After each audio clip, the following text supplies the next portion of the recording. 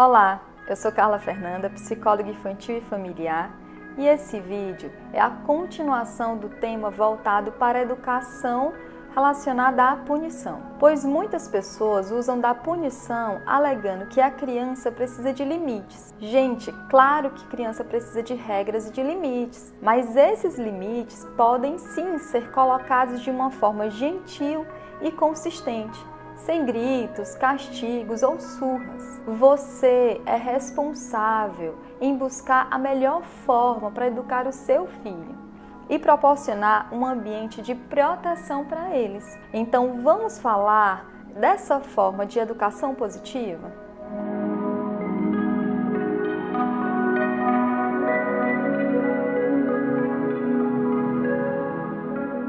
Ter um estilo parental participativo, para muitas pessoas, pode ser trabalhoso e acabam muitas vezes desistindo, dizendo que com meu filho isso não funciona. Bem, para educar, requer sim muita paciência e dedicação.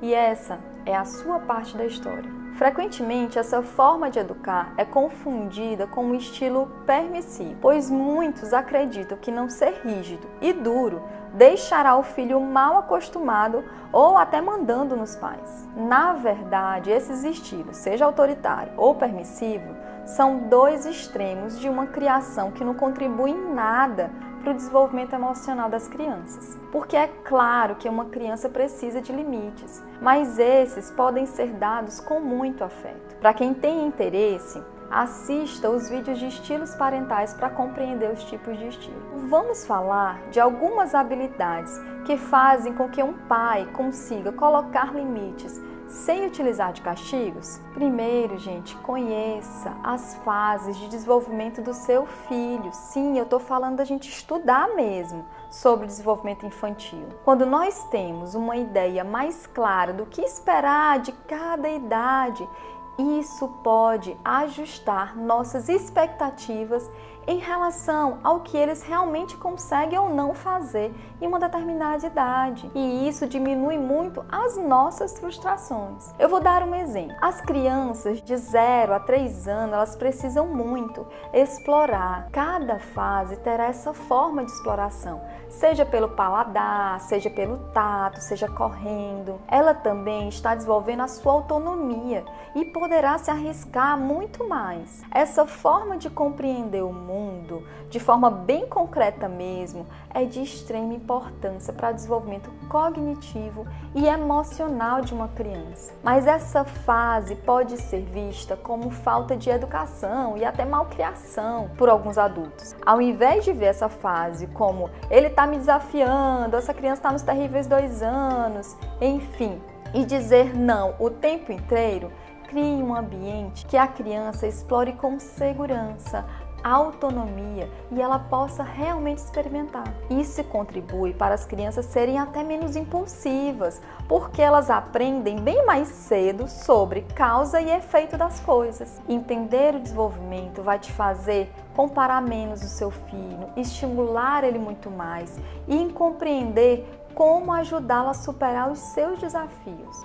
Eu vou colocar algumas dicas de livros lá na descrição do vídeo, tá certo? Outra coisa importante é desenvolver uma comunicação positiva e adequada para cada idade. Aprenda a dizer mais o que a criança tem que fazer ao invés do que ela não tem que fazer. Isso realmente ensina o que é adequado ao invés de apenas proibir. E também gera muito menos irritação e resistência. Por exemplo, a criança está jogando bola e aí você fala: filho, é melhor jogar bola lá fora do que para de jogar bola dentro de casa, você vai quebrar tudo. Então a criança está chorando e gritando, querendo água, esperneando. Diga como a gente pode pedir com educação tal coisa. Se ela não te falar e continuar chorando, repita uma forma adequada e gentil que ela pode imitar, com clareza, gente, e sem críticas. Caso ela não pare de chorar, então espere ela se acalmar. Você pode ajudar ela respirando ou apenas dando um tempo mesmo para ela. Assim ela pode expressar sim seus sentimentos, mas entender que não é dessa forma que ela consegue as coisas. E aí você realmente está ensinando a forma correta para ela agir nessas situações.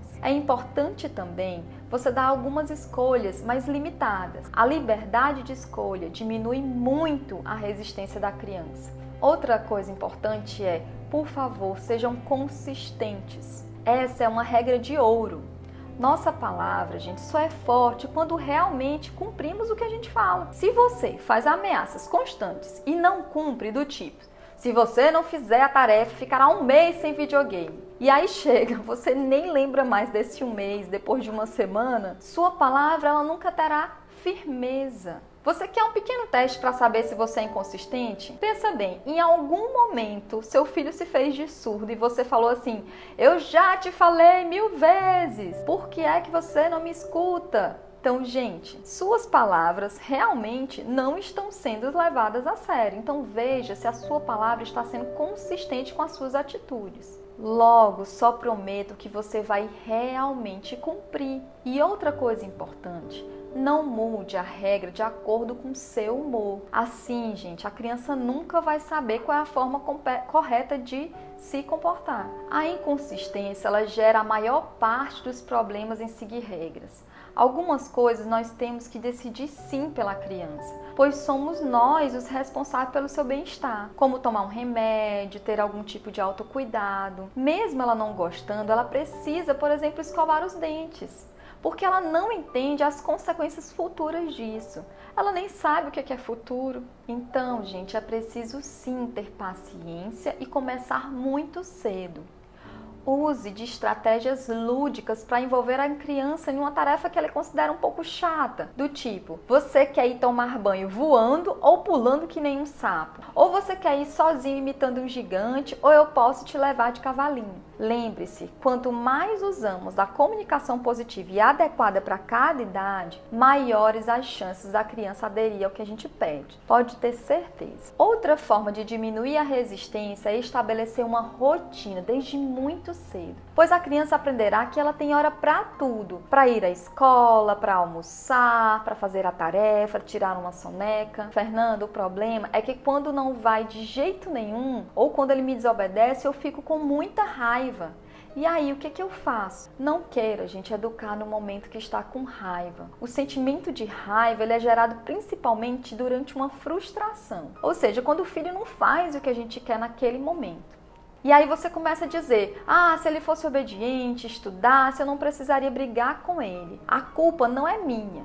A primeira coisa que a gente tem que entender é que o filho vai frustrar a gente sim. Que porque um filho nunca é 100% obediente. Mesmo você sendo o mais paciente e amoroso dos seres. E que bom que ele não é obediente o tempo todo. Pois mostra que a criança tem autonomia, que ela precisa para se desenvolver. Opinião própria para defender o seu ponto de vista. Fazer escolhas. E assim ela pode ser um adulto que diz que tem liberdade. E a grande verdade é que somos nós que não sabemos lidar com isso. Nessa hora, como disse uma mãe que eu conheci, a gente não acha o nosso Buda interior. E se naquele momento o sentimento for de raiva, dê uma pausa para você mesmo e avise que vai se afastar para se acalmar.